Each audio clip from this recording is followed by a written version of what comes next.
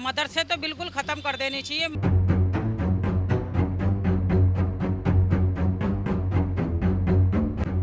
कल 2 अवैध मदरसों को सील किया गया था।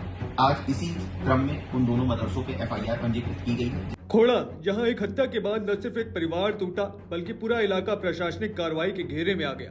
एक तरफ सूर्या की मां, जिन्हें सरकार की तरफ से नौकरी, आर्थिक सहायता और घर देने की घोषणा हुई, तो दूसरी तरफ प्रशासन की नजर उन लोगों पर है जिन पर कानून तोड़ने, कब्जे या अवैध निर्माण का आरोप है। गाजियाबाद के खोड़ा इलाके से लगातार बड़ी खबरें निकलकर सामने आ रही हैं। मंगलवार को प्रशासन ने आरोपी असद से जुड़े बताए जा रहे घर और एक मदरसे पर बुलडोजर कार्रवाई की पहली कुर्की और ध्वस्तीकरण का नोटिस चिपका दिया। नहीं है, न ही मदरसा संचालित हो जाने के संबंध में कोई स्वीकृति है।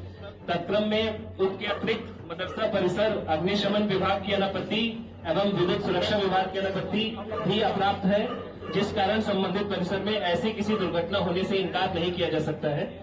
अतएव उपरोक्त कारणों के संबंध में परिसर को तत्काल सील किया जाता है एवं दावा है कि निर्धारित समय सीमा के भीतर कार्रवाई आगे बढ़ सकती है। और अब खबर ये भी है कि इलाके के एक और मदरसे पर प्रशासन की नजर पड़ी, जांच हुई और उसे सील किए जाने की बात सामने आई।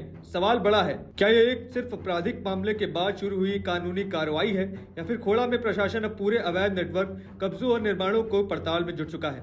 सूर्या के केस ने पूरे इलाके को झकझोर के रख दिया था। एक युवा की मौत, परिवार का दर्द और फिर इंसाफ की मांग। यही से शुरू हुई वो बहस कि क्या अपराधियों के खिलाफ सिर्फ एफआईआर काफी है या कानून का संदेश जमीन पर भी दिखाई देना चाहिए।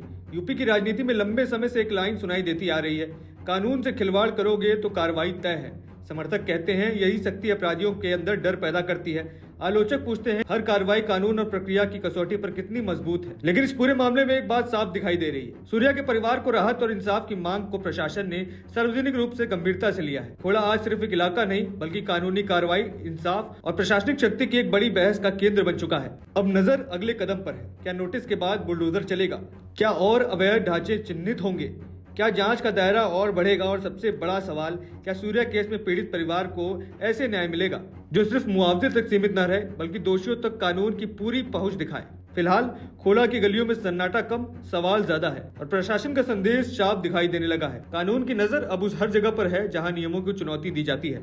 और यकीन मानिए तो ये कार्रवाई बहुत लंबे समय से चलती आ रही है। ये कोई नई नवेली कार्रवाई नहीं, पूरे उत्तर प्रदेश में तमाम जगहों पर ऐसी कार्रवाई देखने को मिली है जहाँ अवैध निर्माणों पर ध्वस्तीकरण का काम किया गया है, कानून में सख्ती बनाई गई है। इस तरीके का उत्तर प्रदेश सन 2017 से पहले हुआ करता था। कहीं न कहीं इन 10 सालों के अंदर अंदर जो बदलाव देखने को मिले हैं वो बेहद ही सराहनीय है। जिस तरीके से उत्तर प्रदेश सरकार, उत्तर प्रदेश प्रशासन दोनों साथ मिलकर काम कर रहा है, जनता के हित में कार्रवाई हो रही है और अवैध अतिक्रमण का सफाया किया जा रहा है। इस प्रकरण के बाद ये कार्रवाई तेज हुई है। अब और जगहों को चिन्हित किया जा रहा है, एक एक कर सभी पर बुलडोजर के नोटिस चिपकाए जा रहे हैं। अब इस पूरे प्रकरण को लेकर के आपके क्या विचार है, हमारे साथ कमेंट सेक्शन में रखने का काम करें और तमाम ऐसी खबरों के लिए TNN वर्ल्ड को सब्सक्राइब करें। धन्यवाद।